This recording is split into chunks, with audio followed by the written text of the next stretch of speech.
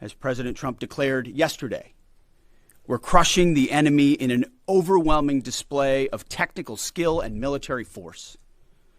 We will not relent until the enemy is totally and decisively defeated.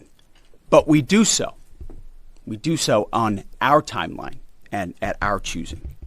For example, today will be yet again our most intense day of strikes inside Iran. The most fighters, the most bombers, the most strikes. Intelligence more refined and better than ever. So that's on one hand. On the other hand, the last 24 hours have seen Iran fire the lowest number of missiles they've been capable of firing yet.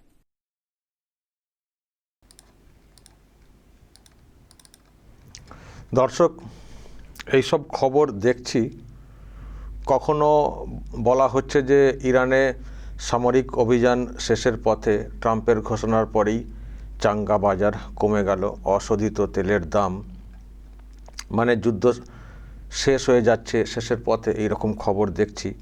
Trump কখনো কখনো বলছেন যে Iran হেরে গেছে, হার স্বীকার করে নিয়েছে, এইসব বলছেন।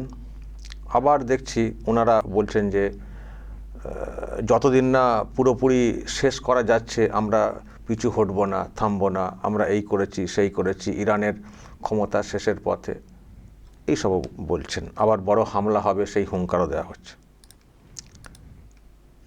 এই একটা খবর যেটা শুনছিলেন ওটাই কার্যত। মঙ্গলবার ইরানের সবচেয়ে তীব্র হামলা হবে, যুদ্ধের 10ম দিনে জানালো পেন্টাগন। মঙ্গলবারও তেহরানে একের পর এক হামলা চালিয়ে যাচ্ছে ইসরায়েল। সে দেশের সেনাবাহিনী জানিয়েছে তারা নতুনভাবে তেহরানে এয়ার স্ট্রাইক শুরু করেছে। মানে ট্রাম্প কখনো বলছেন যুদ্ধ শেষ, আবার কখনো বলছেন শেষ দেখে ছাড়ব, এখনই আমরা পিছু হটছি না, দমছি না, এইসব। তো ট্রাম্প কি কনফিউজড? আমেরিকা কি কনফিউজড যে ইরানের কতটা শক্তি আছে কি নেই বুঝে উঠতে পারছে না? কখনো এরকম বলছে, কখনো আবার আর একটা খবর দেখলাম ইসরায়েলের ওপরে নাকি ক্ষুব্ধ ডোনাল্ড ট্রাম্প। কেন না, ইসরায়েল ইরানের কিছু তেলের এ জায়গাতে, মানে তেল উত্তোলন বা এসব যেগুলো হয় সেখানে হামলা কেন করেছে ইসরায়েল, তাতে নাকি ট্রাম্প ক্ষুব্ধ। ট্রাম্পের সহযোগিতায় ইসরায়েল লড়ছে, ট্রাম্পের বুদ্ধিতে ইসরায়েল লড়ছে। আবার মানে ট্রাম্প বলতে আমেরিকার কথা বলছে। আবার ট্রাম্প বলছেন কেন এরকম হামলা করে দিল ওই জায়গায়, ক্ষুব্ধ। এই ক্ষোভের পেছনেই বা কী রহস্য আছে? মানে এইসব বলে টলে কি ইরানের সিম্পাথি আদায় করার চেষ্টা হচ্ছে যাতে করে একটা আন্ডারস্ট্যান্ডিংয়ে আসে ইরান? খুবই প্রশ্নের। আর একটা বিষয় দর্শক, এরই মধ্যে একটা অন্য খবর দেখতে পাচ্ছি, একটা ডেভেলপমেন্ট পাশের দেশের সঙ্গে। এই যে যুদ্ধ চলছে এতে তো একটা সংকট তৈরি হচ্ছে, গোটা বিশ্বেই সংকট তৈরি হচ্ছে। তো বাংলাদেশে নাকি 5,000 টন ডিজেল পাঠাবে ভারত। পশ্চিম এশিয়ায় যুদ্ধ পরিস্থিতিতে জ্বালানি সংকটকালে সিদ্ধান্ত। যে বাংলাদেশ দেখতাম ওখানকার লোকেরা স্লোগান দিতেন, দিল্লি না ঢাকা, দিল্লি না ঢাকা, দিল্লি যাদের মামার বাড়ি, দেশ ছাড়ো তাড়াতাড়ি, এইসব মানে শুনতাম। তারপরে মাঝখানে তো আবার শুনলাম পাকিস্তানের সব কী সব ISI সব লোকজনদেরকে নিয়ে এসে আমাদের এই বর্ডারে ঘুরিয়ে ঘুরিয়ে দেখানো।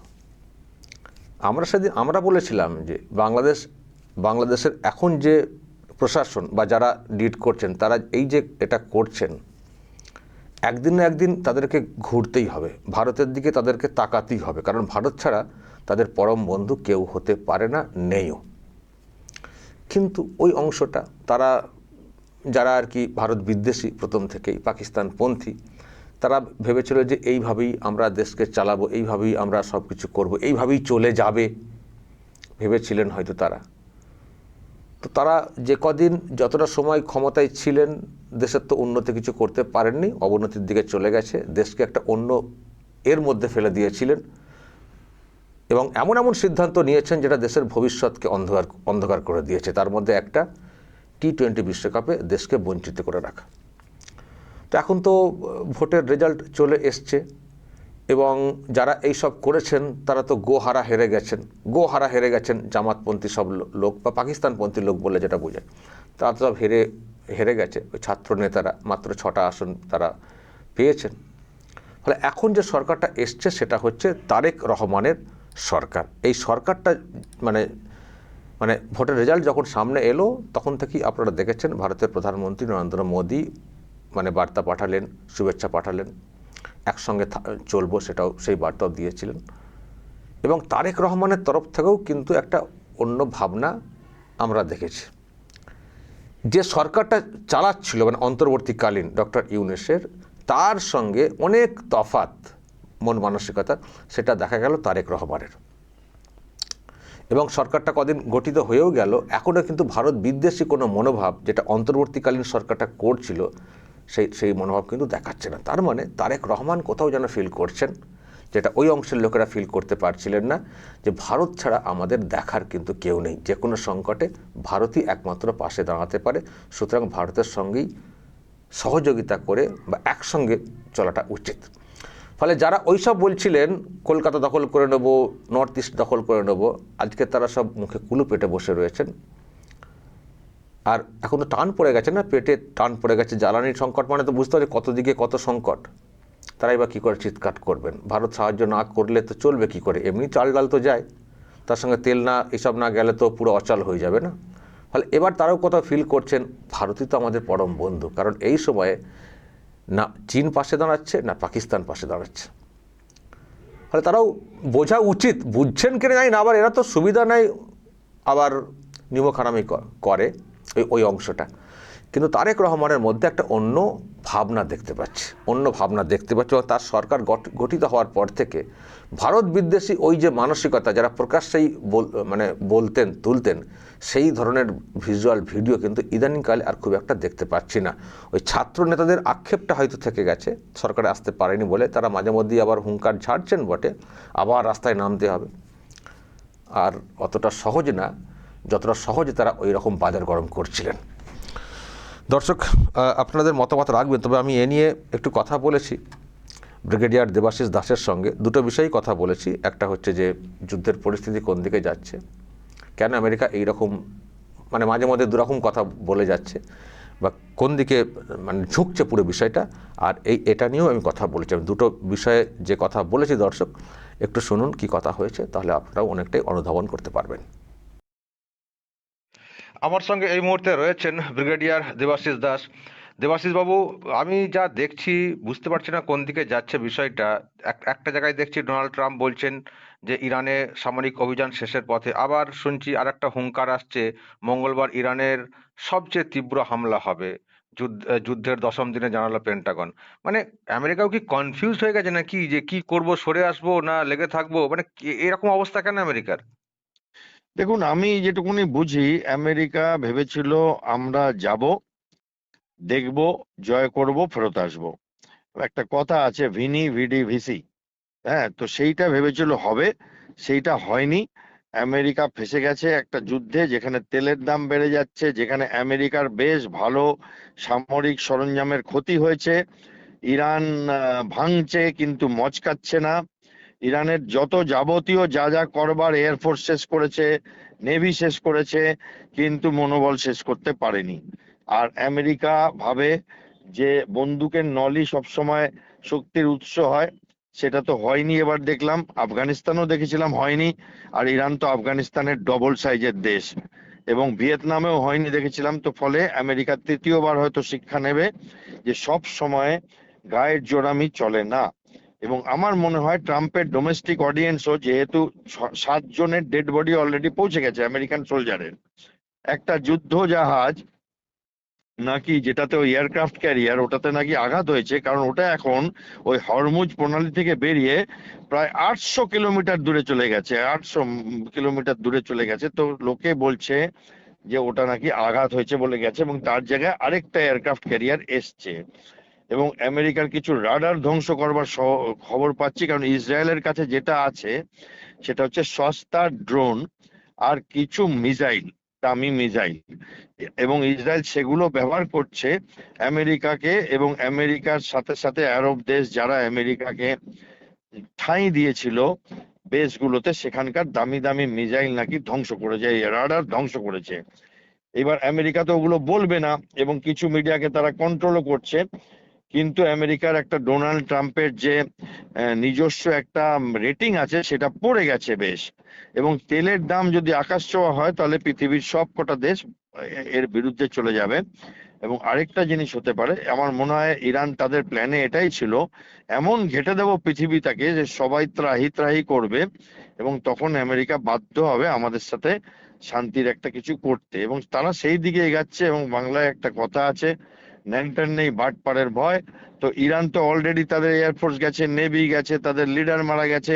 এবার যিনি নতুন লিডার তিনি এত আমেরিকার পছন্দের না, কারণ তিনিও একটু হার্ড লাইন্ডার, একটু কড়া মনোভাবের। তিনিও মানে ওই ইহুদি বিরোধী এবং আমেরিকা বিরোধী। ওনারই ছেলে যিনি আগে ছিলেন, এবং তারপরে যেটা হয়েছে তিনি তো নিজের মা বাবা হারিয়েছেন, তিনি বাড়ির অনেক লোকজনকে হারিয়েছেন, ফলে আহত বাঘের মতো বসে আছেন।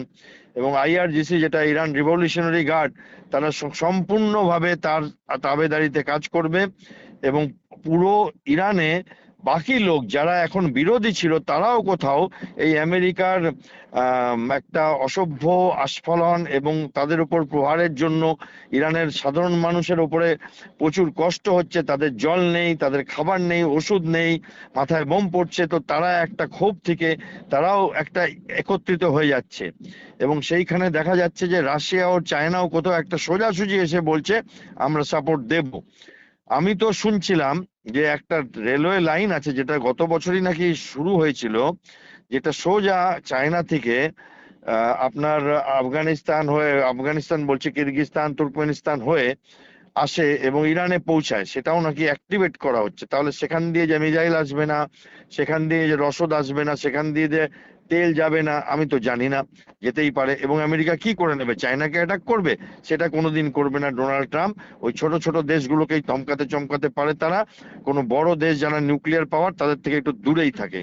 তো এইখানে একটা আমি দেখতে পাচ্ছি সংঘাত, যেখানে ইরান তার মতো করে দাঁড়িয়েছে মেরুদণ্ড সোজা করে, এবং আমেরিকা মনে হয় একটা যুদ্ধ শেষের একটা জায়গা খুঁজছে, একটা সুড়ঙ্গ খুঁজছে, এবং তার আগে তারা আবার কিছু অ্যাটাক করতে পারে। বাট অ্যাটাক তো তারা আফগানিস্তানেও করেছিল। সব সময় যে অ্যাটাকে লোকে ভেনেজুয়েলার মতো হাত উপরে করে দেবে তা না। এবং সেখানে হতে পারে যে যুদ্ধটা আরো চলবে, তেলপত্রের দাম আরো বাড়বে, এবং আমাদের দেশেও তার একটা আঁচ পড়ছে, জাপানে আঁচ পড়ছে, কারণ আমেরিকা চায়নার সাউথ চায়না সি থেকে সমস্ত মিলিটারি সরঞ্জাম সরিয়ে দিয়েছে। জাপানকে রক্ষা করবাতে তারা অঙ্গীকারবদ্ধ। এবার জাপান ভয় পাচ্ছে, তারা নিজস্ব যুদ্ধের মহড়া চালাচ্ছে যে চায়না না অ্যাটাক করে দেয়। নানান রকম ভাবে আর কি পৃথিবী অশান্ত হয়ে আছে। এবং আমরা চাইবো যে ডোনাল্ড ট্রাম্প আর ইরান যদি কোথাও আসে, একটা মধ্যস্থতার জায়গায় চলে আসে, তাহলে সারা পৃথিবীর মঙ্গল হবে। আর না হলে তো আমরা সবাই জড়িয়ে যাবো আরো গভীরভাবে। একেবারে এই পরিস্থিতি কোন দিকে যাচ্ছে বোঝা খুব মুশকিল। গ্যাসেরও সংকট, সব খবর টবর হচ্ছে, মানুষও একটা আতঙ্কের মধ্যে পড়ে যাচ্ছেন। কিন্তু আমি আরেকটা খবর দেখছি ব্রিগেডিয়ার দাস, সেটা হচ্ছে হ্যাঁ, বলুন। বাংলাদেশের সঙ্গে আমাদের একটা অন্য আবার লেনদেনের খবর। লেনদেনের মধ্যে দেন। বাংলাদেশে নাকি 5,000 টন ডিজেল পাঠাবে ভারত। মানে সেই কি বাংলাদেশ আবার ভারতের উপর নির্ভরশীল হচ্ছে এবং ভারতও সাহায্যের হাতটা বাড়াচ্ছে? ইকুয়েশন কি চেঞ্জ হচ্ছে বাংলাদেশের সঙ্গে? দেখুন, বাংলাদেশে যে অন্তরিম সরকার ছিল, তারা একটি দুষ্ট মানুষ, ক্ষমতালোভী মানুষ, এবং একটি এজেন্ডা, একটা মানে রেজিম চেঞ্জ করবার এবং অন্য একটা রেজিমকে আনবার এজেন্ডা, জামাতে ইসলামীর হয়ে ধোঁয়া ধরা এবং ভারত বিরোধিতা করবার জন্য এসছিল। এবং সেখানে এখন যিনি এসছেন তাকে এক প্রকার বুঝতে হয়েছে যে বাস্তব কি। অন্য মানুষটি কিন্তু বাস্তব বুঝতে চাইছিলেন না। তিনি চেয়েছিলেন, প্রধান উপদেষ্টা যিনি ছিলেন, যে তার নিজস্ব সমস্ত ব্যবসা ট্যাবসাগুলো ফুলে ফেঁপে উঠুক, ভারত বিদ্বেষিতা করব, এবং সেইভাবে চায়নার সাথে বসে আমরা সেভেন সিস্টারের কথা বলবো, এবং এই রকম ভাবে যদি ক্ষমতায় চলে যাওয়া যায় জামায়াতে ইসলামীর হাত ধরে। সেইটা একটু ডেমোক্রেসিতে দেখা গেছে বাংলাদেশের মানুষরা গণতন্ত্র ব্যবহার করেছে, এবং তারা অন্যভাবে ভোট দিয়েছে। জামাতে ইসলাম সমতার আশেপাশেও আসতে পারেনি, এবং যারা ছাত্র বৈষম্য বিরোধী ছাত্র আন্দোলন, তারা তাদের মুখোশটা খুলে ফেলে যারা নাকি বৈষম্য বিরোধিতা করছিল, তারা সোজাসুজি জামাতের সাথে মানে জয়েন করেছিল ভোটে। এবং তাতে এটা আমি প্রথম দিন থেকে বলছিলাম যে এরা সব নাটক করছে, এরা জামাতের ধোঁয়াধারী, এবং সেটাই হয়েছে। থ্যাঙ্কফুলি আমি বলবো যে মানে অনেক ভালো হয়েছে যে বাংলাদেশে জামাত ক্ষমতায় আসতে পারেনি, নাহলে তারা হয় পাকিস্তান বা চীনের সাথে মিলে গিয়ে ভারত বিরোধিতা করত। এবং এখন যে গভর্নমেন্ট, তিনি প্র্যাগমেটিক ভাবে চাইছেন বাংলাদেশ ঘুরে দাঁড়াক, এবং ভারত তো সবসময় কিছু না কিছু সাপ্লাই করে, তাতে ভারতের বিক্রি বাটাও বাড়ে এবং বাংলাদেশের মানুষের পরিত্রাণ হয়। ভারত না দিলে, যেমন বয়কট দিল্লি না ঢাকা, ঢাকা করতো একদল বাংলাদেশের লোকরা, তারস্বরে শিয়ালের মতো হুক্কা করতো, তাদের জন্য এখন মানে তারা চুপচাপ, তাদের পেটে যদি এক্সরে করেন ভারতের চাল, তাদের যদি আপনি পেসমেকার দেখেন ভারতের, যদি হৃদয় এক্সরে করেন, তাদের জামা কাপড় যদি দেখেন ভারতের, কিন্তু তারা ওইটা করতো। এখন তারা করবে কি করবে না আমি জানি না, বাট বোধহয় বাংলাদেশের এখন যে সরকার, সেটা তারা করতে দেবে না। এবং সেইখানে একটা মেসেজ গেছে বাংলাদেশের কাছে, এবং মনে হচ্ছে আবার একটা এমন জায়গা আসবে যেখানে ভারতকে মানে বিরক্ত করবার জন্য, অস্বস্তিতে ফেলবার জন্য পাকিস্তানের লোকেদের ডেকে ওই লালমনিরহাটে এয়ারপোর্ট বানানো, চীনকে ডেকে চিকেন নেকের কথা বলাটা অন্তত বন্ধ হয়েছে। এবং তাহলে ভারত তো সব সময়, যে দেশ ভারতের সাথে শত্রুতা করবে না, তাদের সাথে ব্যবসা বাণিজ্য, তাদের সহযোগিতার হাত বাড়িয়ে দেওয়া সব সময় রাজি আছে। এবং আমাদের প্রধানমন্ত্রীও টুইট করেছিলেন তারেক রহমানের বিপুল ভোটে জয় হওয়ার পরে। এবং আমার মনে হয় ভারতের অঙ্গুলি হেলানো চলবে, এবং সেটা তাদের মেনে নিতে হবে, কারণ ভারত অনেক বড় দেশ এবং বাংলাদেশকে ঘিরে আছে, যেটা একটা বাস্তব। এবং সেই বাস্তবটা ঢোক গিলে হজম করলেই তাদের জীবন সহজ হয়ে যাবে, এবং আমাদেরও জন্য এটা মঙ্গলময় হবে। ওকে, অসংখ্য ধন্যবাদ ফোন লাইনে থাকার জন্য। Thank you.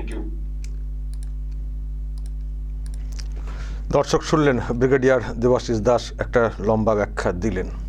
ঠিক আছে, বাংলাদেশ যদি শুধরে যায়, যদি ভারতের সঙ্গে সেই বন্ধুত্ব বজায় রেখে চলার চেষ্টা করে, বেটার, ভালো।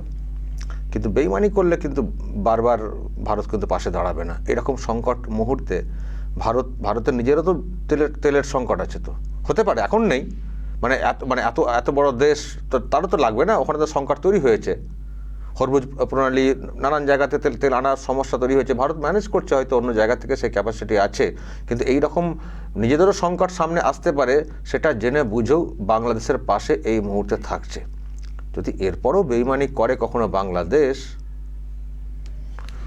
জানি না তারপরে কি করবে আমাদের দেশ ভারত। মহান দেশ, তাই পাশে থাকে, কিন্তু বাদরামি বেশি করলে বেশি পাশে থাকাটা উচিত নয়। দর্শক বলবেন যদি আপনাদের এই নিয়ে আরো কিছু বলার থাকে, বাংলাদেশের কিভাবে চলা উচিত, ওপারে যারা আছেন তারাও বলবেন। দেখছেন তো ভারত সাথে পাশে দাঁড়াচ্ছে এইরকম সংকটের মুহূর্তে, মন্তব্য করবেন। আর দর্শক, ট্রাম্পের যেসব আচার আচরণ দেখছেন, সব মিলিয়ে কি বলবেন, যা বলার বলবেন কমেন্ট বক্সে। নজর রাখবেন আরামবাগ টিভিতে।